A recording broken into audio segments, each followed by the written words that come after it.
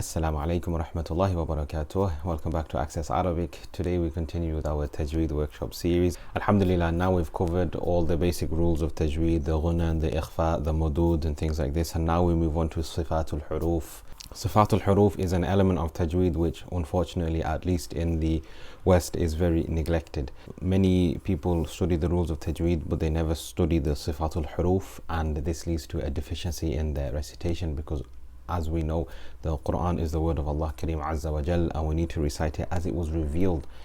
There is more to Tajweed than ghunna, ikhfa, mad. We need to learn Sifatul Huruf as well, and that is what we are going to focus on today. So do not forget to pay special attention to this video. Take notes, repeat it, revise it, go over it, ask questions, share it, do whatever you need to do. Just make sure you learn the Sifatul Huruf in addition to the other rules of Tajweed as well. And as you know, we have the Telegram group chat and other means of sharing support as well. So without any further ado, we'll jump straight into it. Bismillahir Rahmanir Rahim. Alhamdulillah Rabbil Alameen wa salatu wa salam ala Rasulillah. So in this video, in this specific module, we'll focus on Sifatul Huruf, those with opposites. This is part one of the video because in order to facilitate it and make it easier for you, we will divide it into various parts. So first and foremost, we need to learn what the sifat or characteristics of the letters actually are. So sifat are what distinguish one letter and the other that share the same makhraj, the same articulation point. So in other words, when two letters come from the same place in the mouth, for example dal and ta, how do we differentiate between which one? How do we know which letter is which? This is what sifat al-huruf, the intrinsic characteristics that actually form part of the word, come into play. So every letter has at least 5 different characteristics. Sifa means characteristics. So every letter has at least 5 different sifat, 5 different characteristics. So applying the characteristics of each letter properly, this is what distinguishes the good qari, the good reciter of the Glorious Qur'an, from the average one. So by paying attention to the Sifat al-Huruf, the characteristics of the huruf, and being attentive and focused in their application, this is how you tell the difference between the good reciter of the Quran and the average reciter of the Quran. Because the good reciter of the Quran is aware of the Sifat al-Huruf. They are aware of the characteristics of the letters and they pay particular attention into their application. Sifat are divided into 2 groups. We have Sifat with opposites and we have Sifat without opposites. There are 5 sifat with opposites. I'll quickly read through them, just giving a slight explanation of what they actually are. But of course, within this video and the next couple of videos, we are going to look at it all in depth, in detail, so you can inshallah improve your recitation of the glorious words of Allah Kareem Azza wa Jal, inshallah. So of the 5 sifat with opposites, so of course that means this is 10 of the sifat already. We have hams, which is a whisper. Its opposite is jahr, which is apparency. We have shidda, strength. Its opposite is rakhawa, which is softness. Thirdly, we have isti'la, which means to rise, and we have its opposite istifal, which means to lower. Fourthly, we have itbaq, which means to close, and we have its opposite infitah, which means to open. And lastly, we have idlaq, which means fluency, and we have its opposite ismat, which means silence. Can you notice they have opposites? The opposite of hams, a whisper, is to be loud. When someone whispers like this, they're talking quietly. And then when someone speaks like this, they're talking loud. To talk loud or to be apparent is the opposite of a whisper, which is concealed. Strength is opposite is softness. To rise is opposite is to lower. To close is opposite is to open. The opposite of fluency, fluent speech, is silence, no speech at all. So there are 10 sifat in pairs. Each sifa in a pair is the opposite to the one it is paired with. And now we move on to hams and jahr, inshallah. So hams is the whisper and its opposite is jahr, which is to be apparent. So hams is the continuation of the breath when pronouncing the letter. It is jarayanun nafas. So what do we mean by the continuation of the breath when pronouncing the letter? Well, first and foremost, we need to learn the letters it applies to. So hams applies to fa, ha, tha, ha, sheen, kha, sad, sin, kaf, and ta. Or an easier way to remember it is the phrase فَحَثَّهُ شَخْصٌ سَكَتْ. فَحَثَّهُ شَخْصٌ سَكَتْ. فَحَثَّهُ شَخْصٌ سَكَتْ. Learn this very well. فحثه شخص سكت. If we break this down, it contains all the letters of hams. فا ح ثا ها شين خا صاد سين كاف تا. This is all the letters of hams. Hams is the continuation of the breath when pronouncing the letter. So if we read these letters, we will notice that our breath continues when pronouncing them. Fa, fa, fa, fa, fa. I can feel the breath coming out of my mouth. Or ha, ha, tha, tha, ha, ha, sha, sha, sa, sa, ka, ka. The breath comes out. It becomes more pronounced when we make them sakina. So hams is the continuation of the breath when pronouncing the letter. Jahr is the opposite. It is the trapping of the breath when pronouncing the letter. It applies to the rest of the alphabet. So any letter other than فحثه شخص سكت, fa, ha, tha, ha, shin, kha, صاد, sin, kaf, ta has jahr. It has the quality or the characteristic, the sifa of jahr. When you read these letters, the breath remains trapped. Ja, la, wa, a, o. When we read these letters, the breath should not escape our mouth. The breath should not continue. Instead, the breath is trapped. The breath does not escape the mouth. So one way to notice the hams in particular is when we make the letters sakina, when we put a sukoon on the letter. This is when the characteristics really become obvious. This is when the characteristics of the letters really come to fruition. So for example, we've mentioned the letters of hams are فحثه شخص سكت. So let's just take a look at the fa, for example. If we have the letter fa and make it sakina and put a hamza with a fatha, dhamma and kasra in front of it, and we say af, uf, if, af, uf, if, af, af. This is when we really feel the continuation of the breath. Af, uf, if. Any letter of hams.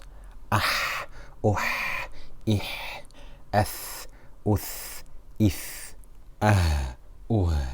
ih, ash, ush, ish, and so on and so forth. When we try it with the 10 letters of hams, this is when we really see this is when you can really tell the breath continues, and you should let the breath continue for a short while, purely because this is the intrinsic characteristic of the hams, and its opposite is jahr, where this does not happen. So for example, if we were to take any letter other than these, for example a lam.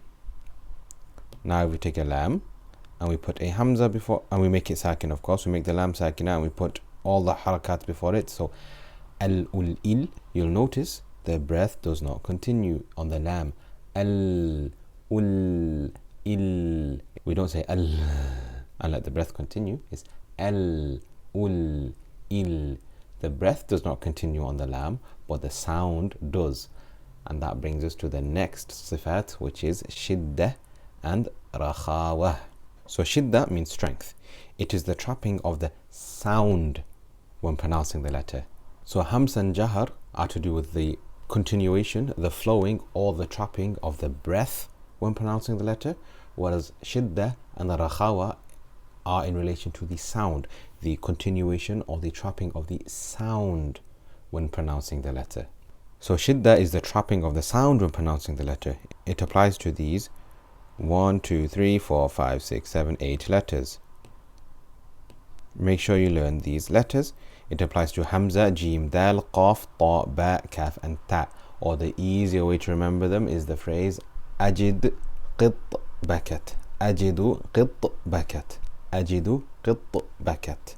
This mnemonic contains all the letters of shiddah. Allahu alam, it appears for most people it is easier to remember it through mnemonics than to remember them individually. So it is the trapping of the sound when pronouncing the letter. When we say the hamza, for example, breath does not continue, so it is not hams, it is jahr. And the sound is trapped. It's not flowing, it's not it's. The opposite of shiddah is rakhawa. softness. It is the continuation of the sound when pronouncing the letters. And with shidda and rakhawa, we have a very special case called tawassut. It is in between shidda, it is in between rakhawa. It is halfway between the both. And its letters are lin umar. Lam, noon, ayn, mim, ra. Lin umar. Lin umar. Lin umar. Remember this.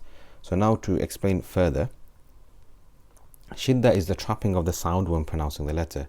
Rakhawa is the continuation of the sound when pronouncing the letter, and tawassut is half-half. Nus is half-half. So now let's take a look at how the sound is actually trapped. If you remember, just like we did in the Hams and Jahr, it becomes most apparent when we make these letters sakina and we put a fatha, dhamma and kasra before them. So that's what we will look at now, inshallah. So on one side we have shidda.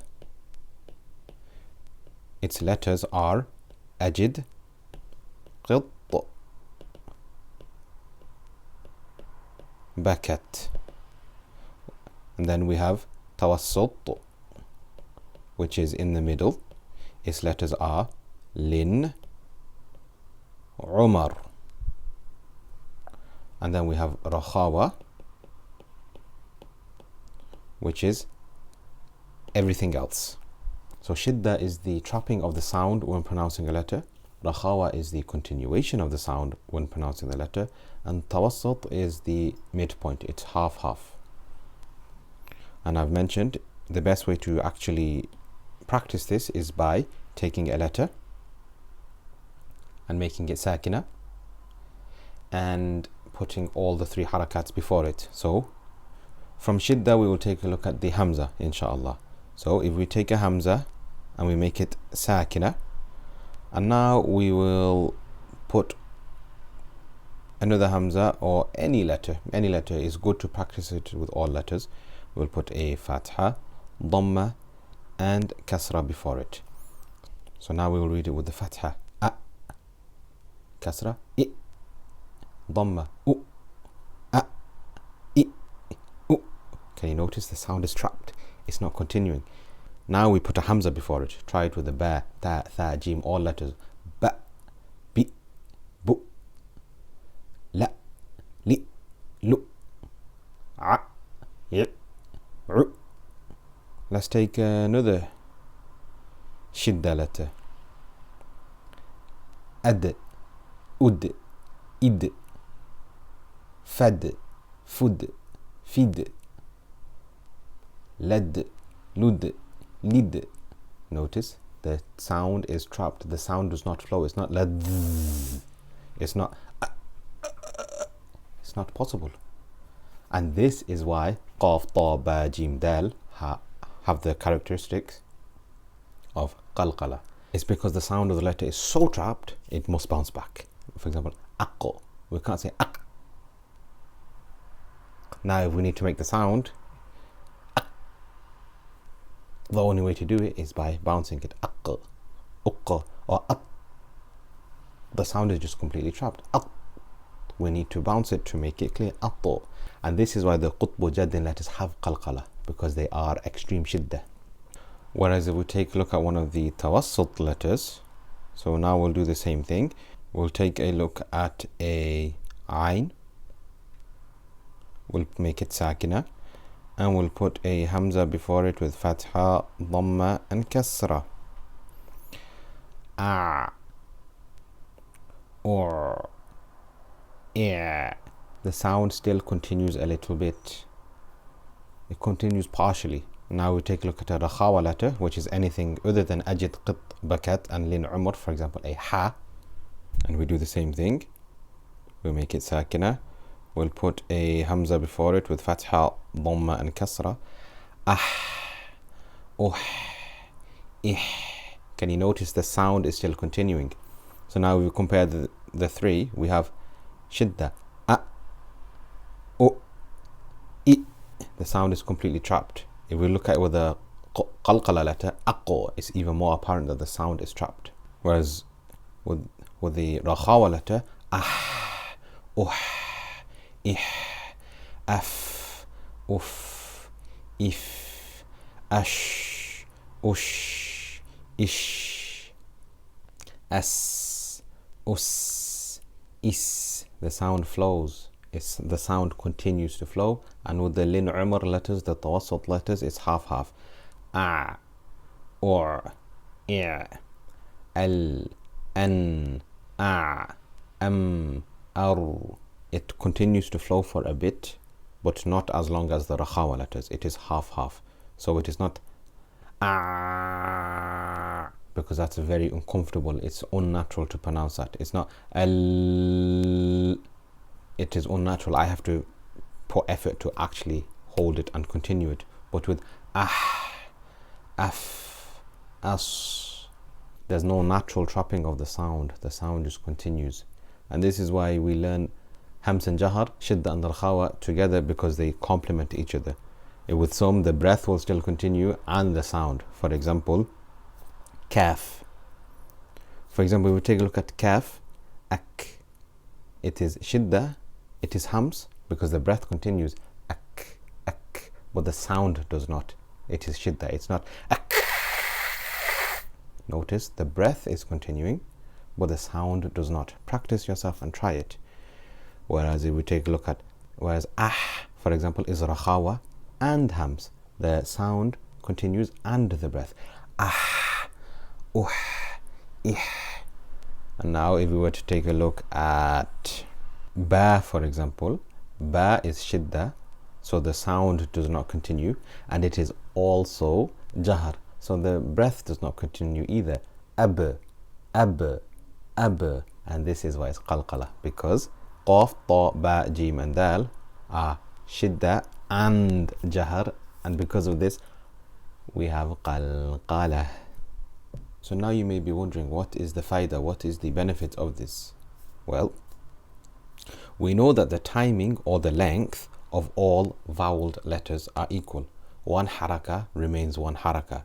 Two harakas remain two harakas.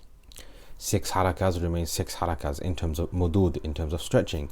However, by learning sifat, we can now realize that the timing of all sakina letters is not equal. As I have mentioned, the way to realize the sifat al-huruf is when they are sakina.